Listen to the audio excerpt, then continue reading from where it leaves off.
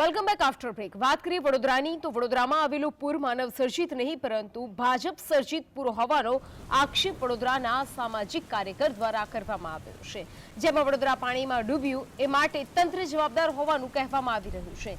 સામાજિક કાર્યકરે આક્ષેપ કરતા કહ્યું કે વર્ષ 2016માં કોર્પોરેશન દ્વારા કરોડો રૂપિયાના ખર્ચે સ્પીડ બોટ ખરીદવામાં આવી હતી, જે હાલ સયાજીપુરા આરટીઓ પાસે મૂકવામાં આવી છે।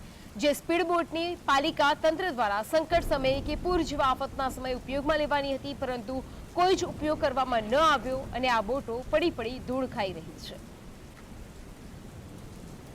વડોદરા શહેરના લોકોને ખબર હોવી જોઈએ કે એ લોકો ડૂબ્યા, એ લોકોને પાણી ના મળ્યું, એ લોકોને જમવાનું ના મળ્યું, એ લોકોનું રેસ્ક્યુ ના થયું, કેમ ના થયું। કેટલી બોટ તમે વડોદરામાં ફરતી જોઈ।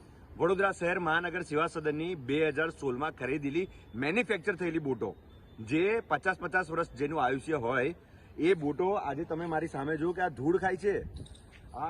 અહીંયા 10-15 અહીંયા છે, 15-20 આ બાજુ જુઓ, આ બાજુ બીજી 5-10 છે। આ બધી બોટો હજુ આ બાજુ બોટો પડી છે। આ તમામ બોટો વડોદરા મહાનગર સેવા સદન કોર્પોરેશનની આપણા પૈસાની બોટો છે। વધુ વિગતો સાથે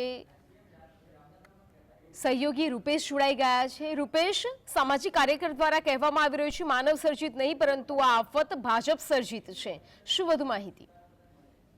જે ચોક્કસ જે રીતે ડિઝાસ્ટર મેનેજમેન્ટ દ્વારા જે રીતે લગભગ 20 થી 30 લાખ રૂપિયાના ખર્ચે એક બોટ આપવામાં આવી હતી, આ રીતની અંદાજિત 20 કરતા વધુ બોટો હતી અને આ જે રીતે બોટો જે છે ઉપયોગમાં ના લેવાય એને લઈને લોકોમાં નારાજગી છે।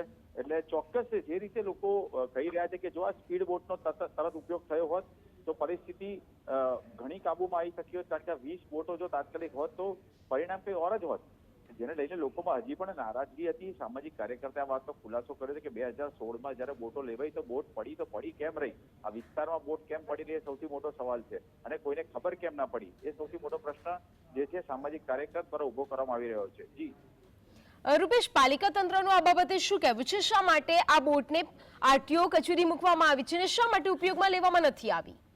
જી, આ બિલકુલ આરટીઓ કચેરી નજીક ભાજપનું જ્યાં આગળ કોર્પોરેશનની એક જગ્યા છે ત્યાં આગળ, અને ત્યાં આગળ આ મૂકવામાં આવી હતી અને એ બાબતે હર્ષ સંઘવીજીને પણ આ પ્રશ્ન કરવામાં આવ્યો। હર્ષ સંઘવીજીએ કીધું કે આ બાબતની તપાસ થશે અને ખરેખર જો આ ઘટના હોય તો ચોક્કસ આ ઘટના બિલકુલ વિચારવા લાયક ઘટના છે કે પોતાની પાસે આટલો બધો શસ્ત્ર સરંજામ પડ્યો હતો તો પડી કેમ રહ્યો। રૂપેશ, જોડાઈ માહિતી આપવા બદલ આપનો આભાર। તો જે પરિસ્થિતિનું નિર્માણ થાય તેમાંથી ઉપર આવવા માટે જ આ બોટનો ઉપયોગ કરવાનો હતો, પરંતુ હાલ જ્યારે જરૂર છે ત્યારે આ બોટ ધૂળ ખાઈ રહી છે।